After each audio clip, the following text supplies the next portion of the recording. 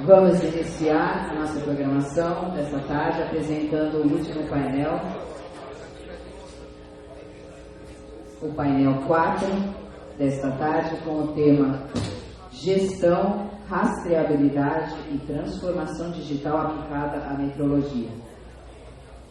E para compor este painel, eu convido ao palco como moderador o senhor João Galdino de Carvalho Neto, CEO e founder da Gênesis Inteligência Artificial.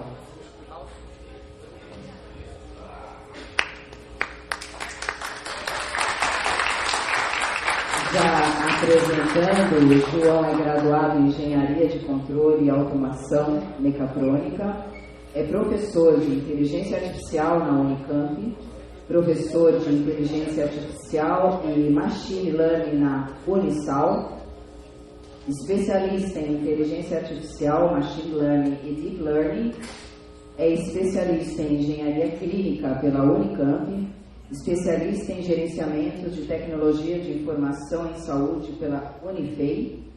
Atualmente atua no desenvolvimento de tecnologias e sistemas para a área hospitalar, industrial e é responsável pela implantação e integração de sistemas de engenharia de produção, sistemas clínicos, sistemas cognitivos e inteligência artificial, apoiando na sustentabilidade econômica de instituições públicas e privadas, efetuando suporte no desenvolvimento de boas práticas que garantam a confiabilidade e segurança no uso de tecnologias médicas voltadas aos pacientes.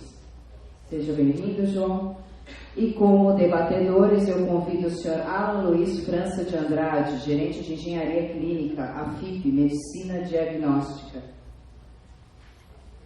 Convido também a Sra. Rafaela Clemente de Barros, coordenadora da qualidade da Bioagri Laboratórios, Meriot NutriSciences Brasil, e Arnaldo Thiago Ribeiro Amorim de Oliveira, gerente de laboratórios, também da Bioagri Laboratórios, Meriot NutriSciences Brasil. Sejam bem-vindos. Eu convido também o Sr. Paulo Alfonso Lopes da Silva, especialista em estatística e metrologia, consultor independente. E o último participante, o Sr. Antônio Carlos dos Santos Júnior, técnico da Divisão de Confiabilidade Metrológica Aeroespacial do Instituto de Fomento e Coordenação Industrial, IFI-CMA. E para finalizar, eu apresento a palestra 4 com o tema Gestão de Riscos em Auditorias de Laboratórios. Convido o Sr. Antônio Carlos dos Santos Júnior, técnico da Divisão de Confiabilidade Metrológica Aeroespacial do Instituto de Fomento e Coordenação Industrial, IFI-CMA. Mas antes, apresentando, Antônio é mestre em Ciências pelo Programa de Pós-Graduação em Modelagem de Sistemas Complexos, IT, USP, e licenciado em Matemática pela Unisul. Trabalha há 21 anos no IFE, na área de Metrologia e Qualidade, atuando no gerenciamento do Sistema de Metrologia Aeroespacial, SISMETRA, executando atividades de coordenação e execução de auditoria e consultoria nos laboratórios pertencentes ao Comando da Aeronáutica, COMAER, de treinamento de auditores, de coordenação e instrução em cursos sobre a ABNT-NBR ISO 17025, de apoio à gerência da qualidade dos processos relativos a auditorias, visitas de assistência técnica e comparações interlaboratoriais de análise de risco e de análise de processos. Muito bem-vindo, boa palestra. Obrigado. Boa tarde a todos. Primeiramente, quero agradecer imensamente o convite da MESP, especialmente o professor Celso, pela confiança e a gente poder compartilhar, apresentar para vocês um pouco da experiência que a gente tem e vem tendo sobre gestão de riscos no IFI. Então, o nosso objetivo, por favor, é apresentar as ações iniciais realizadas pela CMA para a gestão dos riscos relativos às auditorias executadas no âmbito do SISMETRA, de forma a contribuir com os laboratórios do Comando da Aeronáutica, como na avaliação de seus processos de calibração, ensaio ou amostragem e, consequentemente, apoiá-los na emissão de resultados confiáveis a seus clientes. Por favor. Para isso, eu vou seguir um roteirinho muito básico, explicar, né, quem somos nós, né, o que fazemos, quais são os métodos e materiais utilizados, né, no início desse trabalho e os resultados e discussões. Primeiramente, quem somos nós?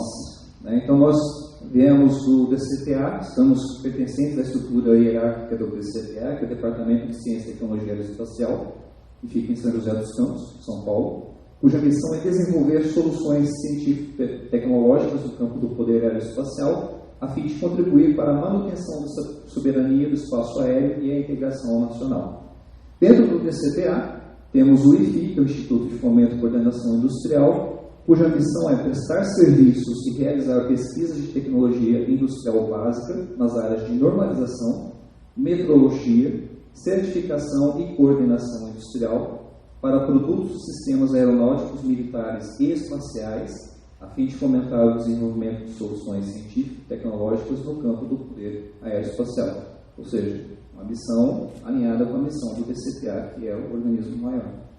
Dentro do IFI, nós temos a Divisão de Confiabilidade Meteorológica Aeroespacial, CMA, da qual fazemos parte, cujas atribuições são, nos campos aeronáutico, espacial e de defesa, organizar, capacitar e auditar os laboratórios de meteorologia do Comando da Aeronáutica, atuar como laboratório central de calibração, realizar e coordenar pesquisas na sua área de atuação, bem como executar outras atribuições específicas na área de meteorologia, em conformidade com as diretrizes estabelecidas para o SISMETA, Sistema de Meteorologia Aeroespacial.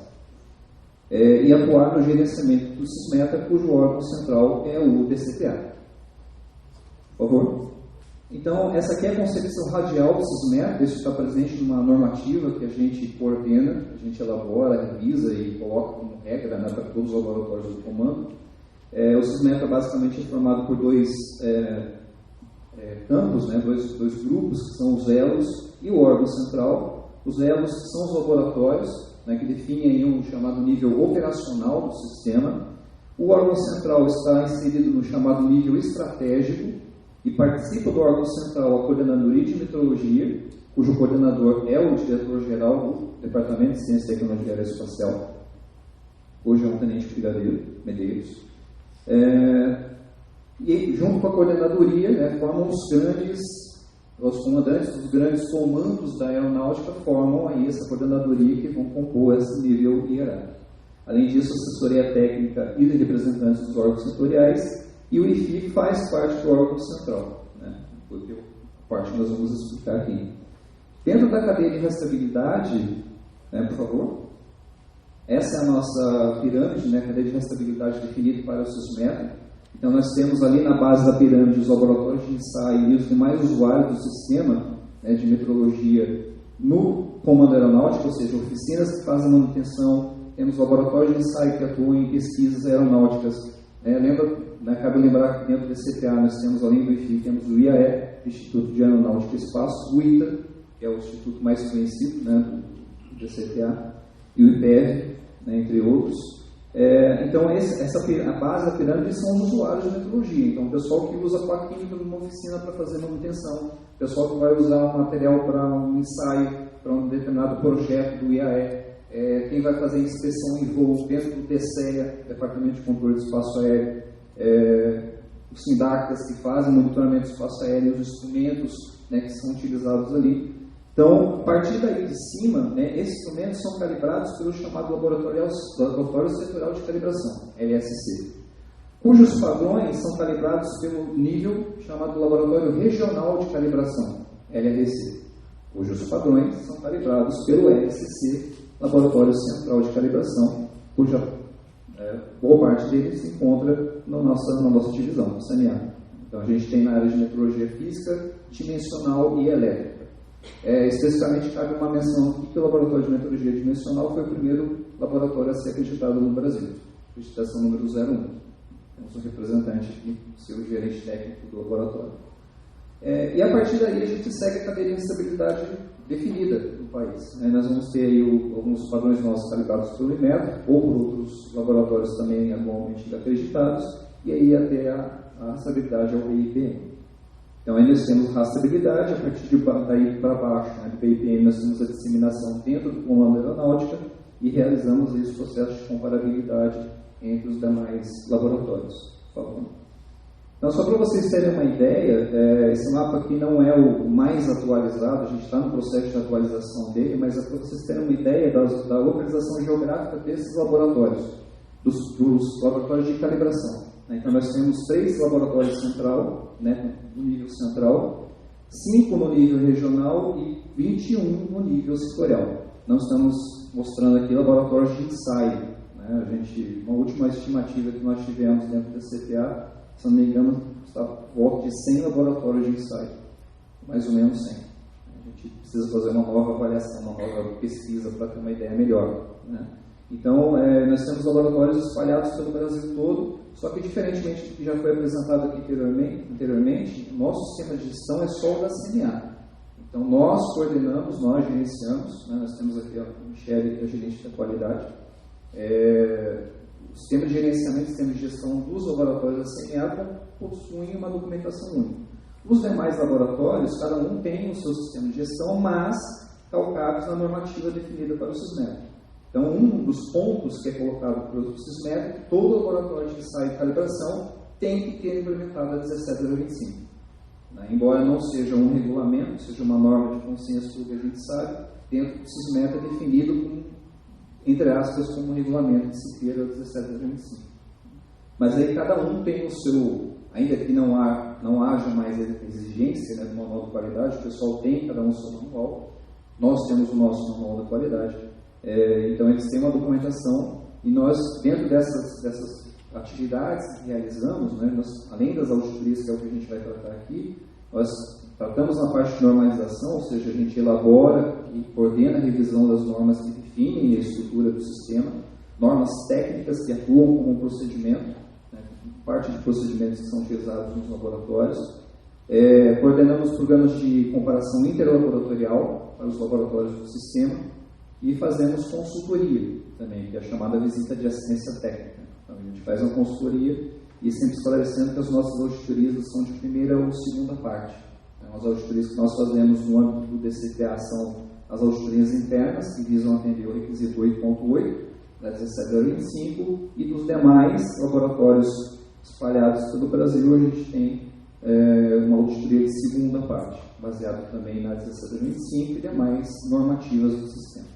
Por favor. Então, dentro dessas atividades, o que nós fazemos? Dentre tantas, em relação às auditorias, especificamente, que é o nosso assunto, no DCPA nós temos 5 laboratórios de calibração e 18 de ensaio que nós auditamos atualmente. Dentro do chamado Comando Geral de Apoio, que é o CONGAP, é um grande comando dentro do Comando Aeronáutico, nós temos 3 laboratórios de calibração, que são os 3 laboratórios regionais do CONGAP. E dentro do DCE, Departamento de Controle do Espaço Aéreo, nós temos um laboratório de calibração. Então, esses 3 do Comando Geral do CONGAP e esse um do Departamento do DCE são os de nível regional. E nós somos o nível central. Então, atualmente, nós contamos com um programa de auditorias de 27 laboratórios, não necessariamente os 27 no mesmo ano. A gente tem, também baseado no processo de gestão de riscos, a gente faz para o laboratório de ensaio, dependendo do nível de desempenho observado nas auditorias, a gente coloca aí até 2 anos. Mas para os laboratórios de nível regional de calibração, as auditorias são feitas anualmente. Por favor. Então, com relação a métodos e materiais, lá no início do processo, a gente usou 2 ferramentas que depois de um bom tempo de estudo a gente foi saber que existiam de fato, mas a gente aplicou de nível, meio que no nível intuitivo. Uma delas foi o diagrama do processo decisório, é uma ferramenta muito básica, muito fácil de ser utilizada, que consiste simplesmente em você, a cada etapa do processo ou projeto, você pensar que pode dar errado. E aí, a partir daí, tentar colocar ações ou buscar ações, tomada de ações para que isso possa ser resolvido. Por favor. Além disso, a gente usou também a análise voltar, isso na verdade foi definido como uma ferramenta principal de análise pelo próprio DCPA, então, também diferentemente do que acontece com a 17025, que a gente fala em abordagem de risco, o DCPA, por normativas também no âmbito federal, decidiu trabalhar gestão de riscos, e não somente abordagem de riscos. Então, eles apresentaram uma série de diretrizes, né, de normas para isso, e dentro disso, uma das ferramentas utilizada foi a Bolt-Type. Além disso, a gente utilizou também, por favor, a famosa matriz para determinação do nível de risco, né, para a gente poder definir ali a tomada de ações, né, em relação ao que vai ser utilizado, o que poderia ser aceito, o que poderia ser mitigado, eliminado, enfim. Né. Então, isso também foi utilizado, por favor. E com isso, a gente chegou aos seguintes resultados. Encontramos dois eventos principais em relação ao tratamento. Né? Então, o primeiro foi o não atendimento do programa anual de auditorias, cuja consequência seria a falha na fiscalização dos laboratórios do sistema, parte de baixo, em relação ao processo de implementação, manutenção eficaz do sistema de gestão laboratorial. Então, uma vez definido esse evento, qual seria a consequência se a gente não conseguisse atender o programa anual, né, que a gente chama também de plano de trabalho anual do IFI? Ter a falha no processo de auditoria, a gente não conseguir verificar, né, o nível de desempenho de implementação dos laboratórios em relação à norma 1725 e demais diretrizes do SISMET. E quais são as causas principais a serem atacadas? Falta de contratação de pessoal, atribuição de tarefas fora do escopo, perda de recursos humanos, falta de recursos financeiros, é uma coisa que dificilmente acontece, né? A gente observa em vários âmbitos, e falha no planejamento do programa de auditoria. Por favor. Outro evento também que foi tratado, né, que começou a ser tratado, foi a emissão de relatório de auditoria com análise inadequada. Uma vez que a equipe auditora não consegue apresentar um resultado adequado para o laboratório pode tomar aí decisões também igualmente inadequadas no sistema de gestão, e perder tempo, dinheiro, enfim. Né? Então, com isso, né, a consequência seria a deficiência no provimento de informações aos laboratórios a respeito dos seus respectivos sistemas de gestão laboratorial. E as causas também encontradas para esse evento foi atribuição fora de escopo, né, de tarefas fora de escopo, indisponibilidade da OM auditada, OM é organização militar, então do laboratório, do cliente, né, da auditoria, falha no planejamento ou execução do plano de auditoria, né, o evento anterior falava do programa, ou seja, a coordenação de todas as auditorias a serem feitas dentro do ciclo anual. Aqui a gente está falando especificamente do plano da auditoria especificamente, de uma auditoria ou de um conjunto de laboratórios. E a autoridade da equipe auditora não reconhecida. Eventualmente, não tendo esse reconhecimento, o pessoal também não poderia levar muito a sério a auditoria. Por favor. Então, basicamente, as ações que foram tomadas, estão sendo tomadas, a gente tem um acompanhamento contínuo em relação a isso, foi capacitar outros servidores militares como auditores internos, na 1725, incentivá-los a prestarem apoio às auditorias do SISMET, definir com a chefia da CMA e a direção do IFI as prioridades em relação às atividades realizadas pelo Instituto, definição de critérios para reconhecimento dos laboratórios do sistema pelo órgão central, tendo como base a abordagem de riscos, e definição de indicadores mais eficazes para o monitoramento do processo.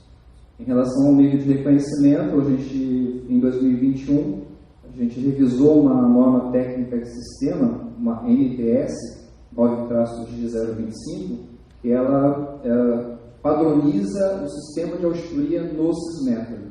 Então, o sistema de auditorias é basicamente o mesmo de calibração, ou quase o mesmo de calibração. Então, o central audita o regional, o laboratório regional audita o setorial. Né? As auditorias que a gente faz no laboratório regional não são auditorias internas, como eu falei anteriormente. Então, o laboratório regional ele tem que fazer a sua própria auditoria interna, assim como nós fazemos a nossa. Então, nós fazemos a nossa própria auditoria interna e fazemos essas externas nos laboratórios regionais e outros laboratórios. Em relação ao regional, ele precisa fazer a auditoria interna do seu próprio laboratório e a auditoria no setorial que ele apoia. E o setorial faz a auditoria interna do seu próprio sistema. Então, essa NTS, essa norma técnica, ela baliza a forma de se fazer auditoria no âmbito do Sismetro. Só que isso é relativamente novo, né? O pessoal ainda está sendo treinado, está estudando a norma ainda. A gente vai, agora em outubro, fazer o primeiro curso de auditores da 1725 para o pessoal do sistema, de forma que a gente possa padronizar e todo mundo possa falar a mesma língua no sistema inteiro. Por favor? Então, resultados disso, né, mais discussões, houve uma contribuição para aprimorar o monitoramento do desempenho dos laboratórios do Sismetro, né, assim como foi colocado na chamada do vídeo, né, tão perigoso quanto o laboratório não ter um bom desempenho é a auditoria não ser bem feita, né, porque a gente pode dar o caminho errado para o laboratório. Uma auditoria mal feita pode dar um caminho errado e o laboratório se perder no caminho. Então, a gente conseguiu iniciar um processo que já vem de alguns anos, né? Isso já vem desde 2018, se não me engano, 2019, já, antes da pandemia, já começamos a trabalhar com isso. Conhecimento adquirido pelos facilitadores e gestores de auditoria e compartilhado com um grupo de auditores e especialistas. No primeiro momento, o pessoal não tinha nenhuma experiência, né? Eu posso dizer de mim, né? Especificamente, eu não tinha nenhum conhecimento, a gente foi estudando e foi se aprimorando, sabendo como tinha que fazer. Então, aprende, erra um pouco, aprende, estuda um pouco mais e assim a gente vai evoluindo.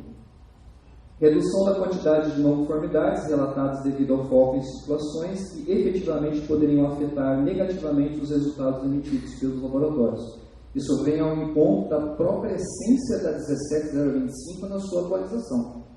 Então, com a abordagem de risco, uma norma está menos prescritiva, como a gente sabe, né, que a versão 2017 está menos prescritiva, esse processo de gestão de risco nas nossas auditorias também ajudou a gente analisar melhor a situação dos laboratórios e, a partir daí, não apontar não conformidades que não vinham efetivamente afetar o processo do laboratório. E aí, com isso tudo, né, passos futuros, a gente pretende aplicar o conhecimento por meio de estudo de outras ferramentas relevantes, por exemplo, a aplicação de métodos quantitativos.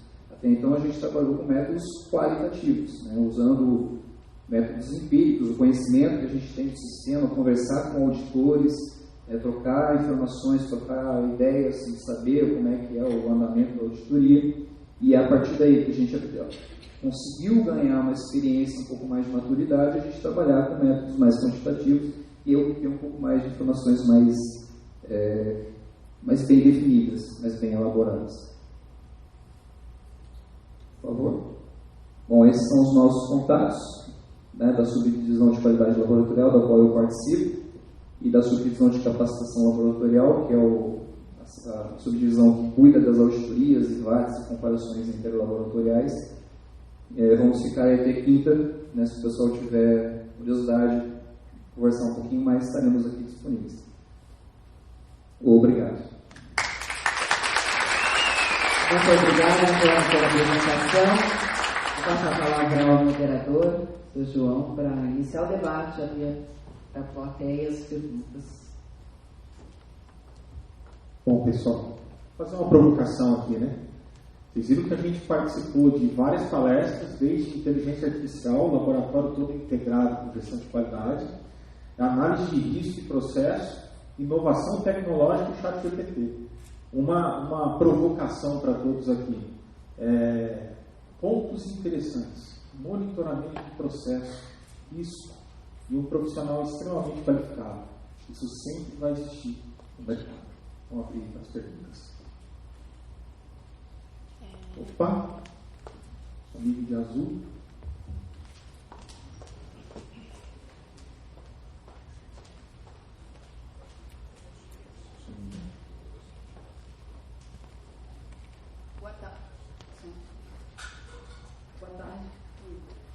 Boa tarde. A minha pergunta é para o Alan. Tá? Mas antes disso, eu queria falar com o seu Paulo que para metrologista é fácil usar o chat GPT, porque nós temos que ter uma análise crítica, né? Então, assim, fica uma... São Paulo Afonso, não é isso? Estou falando errado? Não. Ah, tá. que para nós metrologistas fica muito mais fácil usar o ChatGPT, pois já temos uma análise, né, crítica, temos que fazer análise crítica para todos os processos e para tudo. Então, quando a gente, às vezes, né, cai, né, na questão de usar o ChatGPT, a gente faz toda essa análise crítica também. Mas muito curiosa a sua apresentação e muito prazer participar dela aqui. A minha pergunta para o Alan é que não ficou tão claro para mim, não sei se para outros participantes também, no caso, quem são os clientes de vocês? Como é feito essa parte do controle, né, para a emissão de certificados? E uma outra dúvida também esses clientes de vocês, eles são acreditados? Porque quando você vai liberar um certificado, né, e você precisa da rastreabilidade, tudo isso, você tem signatários, toda essa parte assim, né? E aí eu queria entender como é que faz, como é que funciona o sistema de vocês. E a outra pergunta também é que você comentou que teve 98%, né, de aprovações. Como é essa aprovação? Vocês conversam anteriormente com os clientes de vocês para vocês saberem qual é o critério, ou vocês já têm elas pré-definidas de acordo com as normas ou algo do tipo?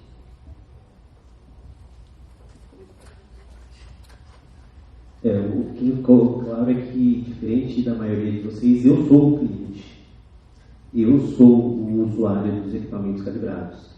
Tá? Eu faço a gestão do meu parque, pois eu sou um laboratório de análises clínicas. Tá? Então, a parceria é de uma empresa de metrologia certificada que presta serviços para mim, que faz a integração via o sistema Gênesis. Tá? Então, eu sou o cliente final. Eu uso os meus equipamentos lá na ponta, no laboratório de análises clínicas. Tá?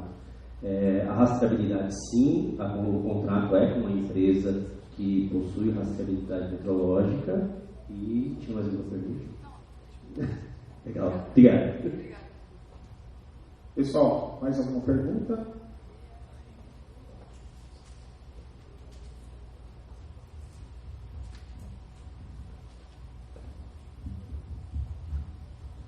Eu queria perguntar para a Rafaela. Rafaela, você disse que avalia todas as não conformidades do seu sistema e que você ataca uma a uma, né, as não conformidades, agindo, vendo o que você pode fazer para sanar aquele tipo de não conformidade. Aí você disse que você, naquele item da norma de pessoal, né, você mudou os treinamentos. Eu queria que você explicasse melhor isso. Você mudou o quê? O que você colocou aí nos treinamentos para que eles fossem tão efetivos a ponto de ter menos não conformidades nesse item? Na verdade, a gente mudou o nosso procedimento e o formato. A forma de registrar, a forma do pessoal realizar os treinamentos, de maneira simplificada. Porque o nosso colega estava falando a respeito da 1725, ela teve, na versão 2017, uma desburocratização. Não tem mais necessidade ela é muito mais flexível. Então, no item 6.2, ela fala lá o que você deve ter. Mas como você vai fazer isso? Ela não diz. Então, nós simplificamos o nosso processo de treinamento para facilitar para o usuário. Uma das coisas mais importantes que eu acredito que a gente, não sei se o Arnaldo concorda, foi uma matriz de treinamento. Então, hoje, compartilhado com todo mundo, eu tenho exatamente o que cada função, para cada coisa que a pessoa for executar, eu tenho definido quais são os procedimentos e quais são os treinamentos. Isso, para mim, né, na minha avaliação, é uma das principais, é uma ferramenta simples, porque é um drive compartilhado com as pessoas, onde elas mesmas atualizam. Então, teve uma necessidade, teve uma mudança, tem novos procedimentos, tem que tirar. São as próprias pessoas que são os coordenadores, nossos gestores, que fazem isso. E essa matriz é o que permite essa visibilidade do que as pessoas precisam ser treinadas. Então, isso facilitou muito, desburocratizou, né, e deu visibilidade das necessidades. Tá. Então, na verdade, você só ficou mais visível para todo mundo o que cada colaborador precisaria ser treinado naquilo. Exatamente. Daquilo especificamente. Sim. E o formato do treinamento também, a Meridian NutriSciences tem um padrão que a gente tem que seguir. Então, a gente simplificou os formulários que a gente utiliza. Então, a forma de registrar esses treinamentos, que é pedido na 17.25, é mais simples do que a gente já teve no passado. Então, eu tenho uma matriz do que a pessoa precisa ser treinada, com formulários que já traduzem o formato que ela precisa fazer. Então, uma vez que isso está claro, eu não tenho mais problema. É só executar. Obrigada. Em relação ao item novo da norma, né, que é o monitoramento de competência, me dá um exemplo aí de como você monitora a competência do seu pessoal. Porque independente de qualquer coisa, né, porque a pessoa está autorizada, né, e a fazer o ensaio, ele vai ser competente pro resto da vida. Então a gente precisa monitorar e talvez por isso a necessidade desse novo item na norma. Mais ou menos o que você faz? Então, Desculpa, um exemplo. Gente, me perdoe. É para acordar. isso. Pode falar. Não, só isso mesmo. Eu queria saber um exemplo de vocês. O que vocês fazem? Hoje, a gente tem um formulário para isso. Um formulário que já traz as perguntas. Mas, nós estamos migrando agora para uma plataforma que a própria companhia já disponibiliza no plano de desenvolvimento individual anual de cada pessoa. Então, nós estamos incluindo já na avaliação de desempenho, de contribuição da pessoa, a avaliação da competência dela para a realização de ensaios ou amostragens. Então, a gente teve uma conversa com uma avaliadora, né, e ela trouxe muito isso para a gente. Vocês já fazem a avaliação de desempenho das pessoas anualmente, né, isso por uma questão de recursos humanos. Por que não usar esse momento para avaliar o core da empresa, que é realizar ensaios? Então, trazer o aspecto da qualidade para dentro da avaliação de desempenho vai...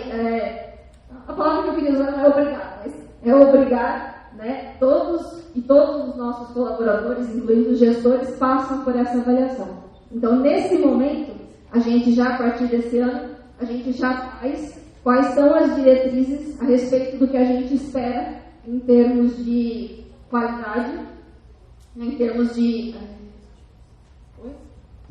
segurança também, de cada uma das pessoas. E aí, isso vai ser uma ferramenta obrigatória de avaliação. Ter uma avaliação do desempenho da pessoa para com a manutenção da acreditação, para com a manutenção do sistema. E só um complemento, né? A gente também tem outros mecanismos, né? Esse é um mecanismo, exatamente, né? Dessa avaliação entrou, já tinha um formulário. A gente tem outros mecanismos, né? Então a gente acompanha com visitas técnicas toda a nossa equipe. Isso é um mecanismo que você avalia a competência das pessoas, né? A maioria isso é muito interessante, né? Que foi uma virada, a maioria dos controles críticos, como carta controle, né? Controle estatístico do processo, ele não é local, ele é corporativo. Então você monitora, né, esse desempenho técnico do colaborador on time, né? Assim, na hora que acontece você já monitora, né? E a gente tem um sistema também, né, de LIMS, né, de laboratório, que ajuda muito nisso, né? Então todos os controles de qualidade analítico foram colocados no LIMS e eu só posso liberar um resultado quando passa nesse controle, senão nem permite a liberação de resultado. Também é um nível de monitoramento de competência, de certa forma. Sim, só para dar uma... Porque isso aí foi um item novo que muito difícil de entender, né? Muitos laboratórios tiveram que definir o que eles iriam colocar para poder monitorar a competência do pessoal. Lá no laboratório, nós desenvolvemos algumas técnicas, né, algumas ideias. Uma delas é PEP, intralaboratorial. Então, tipo assim, nós temos vários laboratórios, né, de análise de matriz de efluente, de água. E aí, por exemplo, tem uma técnica de alumínio, um exemplo, tá? Que a gente usa um método de eriocromo de cianina, né? E aí nós temos o ICP também. Então, o alumínio, a gente faz uma amostra, né? A gente faz um padrão e a gente manda para a ICP e manda para o pessoal do fisiculturismo que faz esferocromo, que é espectrofotometria, né? Amostra cega. Fiz uma amostra cega. Isso a gente também consegue monitorar. A PEP, toda a PEP que chega, né, no site de proficiência, a gente escolhe um técnico para fazer. Isso é um monitoramento também que a gente utiliza de competência. Então a ideia, assim, que eu não sei se os laboratórios aqui, né, fazem, mas é interessante porque a gente não tem nada definido na norma. Mas obrigada aí, vocês. E o pessoal de qualidade adora o formulário, né, gente? Então, que gosta. O problema nosso com esse formulário é que eu mesma criei, eu mesma odiei ele. Então eu estou dando um jeito de tirá-lo, né? A gente tinha 2 momentos de conversa com as pessoas. Porque quando a gente conversou com essa avaliadora, ela trouxe um aspecto muito importante, que é o que é monitorar a competência. Quando nós estamos falando de monitoramento de competência na 17.025, é monitoramento de competência para 17.025. Né? Não tem problema você avaliar comportamento ou valores ou qualquer outros aspectos da empresa, mas o monitoramento de competência técnica para 17.025. Então, nós tínhamos o formulário, nunca gostei dele, mas a norma pede registro, né? E agora nós estamos conseguindo tirar e aproveitar o momento da avaliação de desenvolvimento de cada pessoa anualmente para também monitorar, né, e levar para ela qual que foi a contribuição que ela nos deu no último ano para manter a acreditação, para manter o sistema. Parabéns, nós somos clientes de vocês, tá? Qual que é o seu nome? Savesky Santos, né? Controle de qualidade. Então é o seguinte, o outro ficou um pouco confuso para mim, mas é só curiosidade, porque eu não sou da área, né? Mas é para o Antônio. O de cá. O jogo de barra. Então, o que não ficou claro para mim é o seguinte, vocês falam que tem laboratórios e vocês fazem suas auditorias internas, né? E nesse caso aí, os próprios técnicos, né, auditores internos, fazem essa auditoria ou vocês contratam ou vêm de outra regional? Porque tem aquele item de requisitos gerais de imparcialidade. Sim. Aí ficou meio confuso para mim, só por isso. Então, o plano dentro dessa norma técnica que eu falei é propiciar a gente aumentar o número de auditores capazes de fazer auditoria no sistema e possibilitar fazer um intercâmbio. Né? A auditoria interna, cada um faz, obviamente tem questões de parcialidade que precisam ser observadas. Né? Então, pelo menos o pessoal não auditar a sua própria atividade. Mas a ideia é que, talvez a médio prazo, né, que o pessoal tendo, né, conhecimento da NTS desse procedimento e sendo competente para realizar a auditoria, a ideia é a gente possivelmente levar. A gente tem 2 laboratórios no Rio, por exemplo, 2 laboratórios regionais do Rio. De repente a gente pode chamar de um laboratório regional para nos apoiar no outro e vice-versa. Hoje não se faz isso ainda, né? Só o pessoal da própria divisão, da CMA, que vai lá e faz essa auditoria externa, porque esse pessoal ainda não está capaz de fazer. Mas uma vez estando dentro do quesito imparcialidade, a ideia é essa, a gente poder utilizar a gente, porque a gente tem pouca gente, né, para fazer essas auditorias todas. Então, quanto mais gente tiver, para a gente é melhor. Te entendo. Não, muito obrigada, né?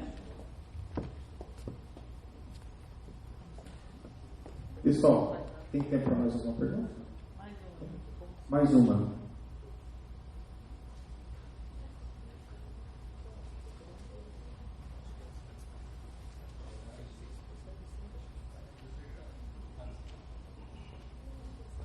Boa tarde.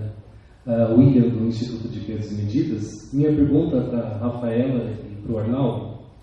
Eu fiquei bastante curioso com aquele slide com as não conformidades de vocês, que vocês separaram por itens, e tinha uma quantidade considerável de não conformidades na Litdica 30, né, em 2019, aí em 2020 diminuiu, mas ainda tinha, né, acho que vocês zeraram, né, vocês zeraram.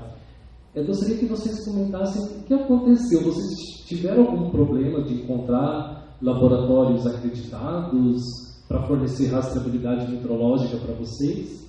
Ou não tinha laboratório no Brasil, algo do tipo?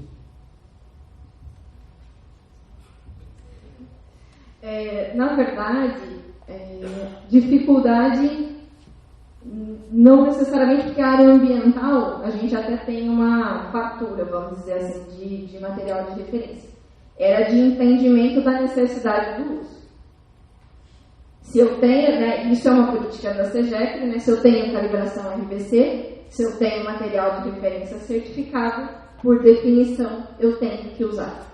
Então, havia uma dificuldade muito grande de entender, né, quais momentos e quais ensaios eu precisava, né, dos materiais de referência para poder buscar e para aplicar dentro de cada um dos ensaios. Teve também um processo, foi bem interessante, né? Começou a sair uma série de padrões MRCs, de vários parâmetros que a gente analisa, e começou uma discussão muito grande também, assim, esse padrão dá rastreabilidade metrológica ou não dá rastreabilidade metrológica, né? Inicialmente, uma abordagem que a gente tinha dos avaliadores é que se houvesse disponível, tinha que usar. Então, na gravimetria, por exemplo, análise de sólidos, né,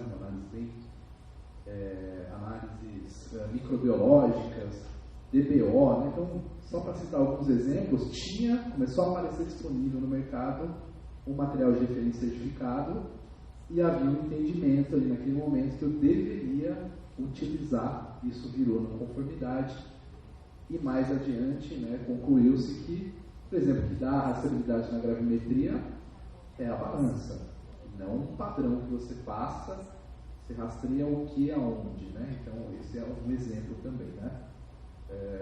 A gente adotou e mais adiante também reverteu. Então teve esse processo, além do processo de novos laboratórios, né, ampliação, treinamento, né, então implementações, isso também contou um pouco nessa abordagem, né?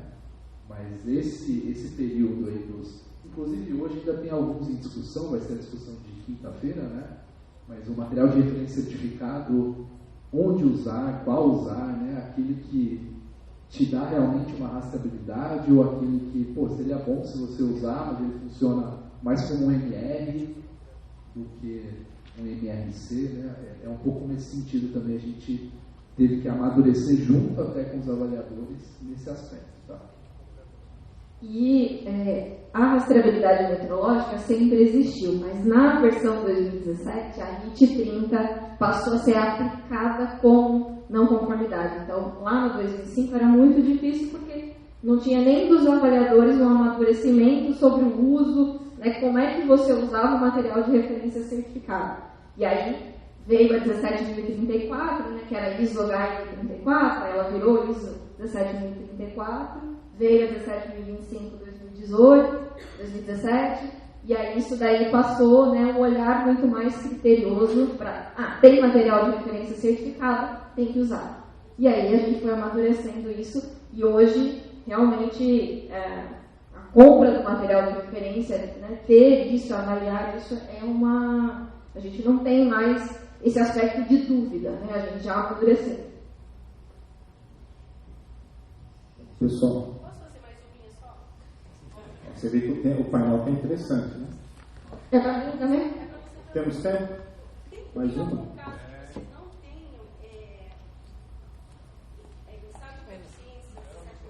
O microfone está chegando. E daí o que eu uso o que? Senhora, só um minutinho só para falar. Desculpa, vou repetir. Se tem algum caso de ensaio que não tem ensaio de proficiência para a matriz que estão usando e aí, assim, tem que recorrer a quê daí? Então, a unidade nossa de Piracicaba, que é onde eu fico, é a matriz da empresa. Então, hoje nós temos cerca de 70 páginas de escopo acreditado. Assim, não tem tempo para tudo. Mas, no item 77 da 17.025, tem uma questão bem peculiar, que é assim, ele fala para você usar uma ou mais daqueles itens que estão destacados lá. Então, o ensaio de proficiência é uma ferramenta. E aí ele cita as demais. Uma facilidade que a gente tem é que os outros 9 laboratórios, nós somos 12, tem a matriz nossa, e 9 deles fazem os mesmos ensaios. Então, eu consigo fazer uma amostra cega, eu consigo fazer um interlaboratorial, né? Mas o ensaio de proficiência é uma dificuldade. Inclusive, eu estou no painel da discussão do ensaio de proficiência de amanhã, que é justamente isso. E vai mais além ainda na questão da definição de partes significativas, que para mim isso é mais importante até do que a disponibilidade ou não, o que é realmente significativo. Mas daí, quando a gente não tem, a gente parte para o interlaboratorial. Obrigada.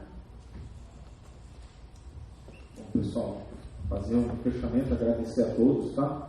A REMESC pelo evento, pelo painel. É um grande desafio, né? Olhar para a qualidade, metrologia e agora com o advento da inteligência artificial. Como entusiasta, desenvolvedor de inteligência artificial há anos, vou deixar uma mensagem para vocês. A inteligência artificial, ela não vai substituir o profissional de qualidade, nem o metrologista, nem o cara de laboratório. Ela vai potencializar. Então, o uso consciente, gradativo do processo vai diminuir e mitigar os riscos. Mas, como o professor sabiamente falou, é um processo probabilístico. Não existe 100%, pessoal. Em nada, tá? Como incerteza de medição, estatística, essa mensagem que eu queria passar para todos. Agradecer a todos aqui, agradecer ao professor Celso, a organização do evento, e passo a palavra. Obrigada mais uma vez pela participação de todos. Vamos entregar o certificado a todos, as lembranças e a prova oficial no centro do palco, por favor.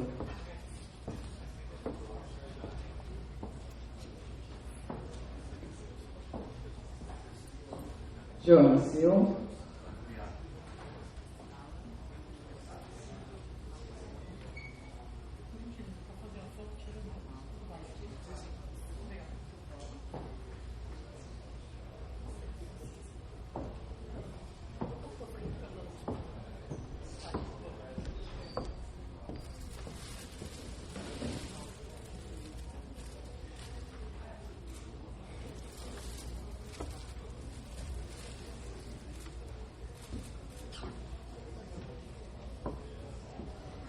Obrigada mais uma vez, gente. Vou entregar a lembrancinha.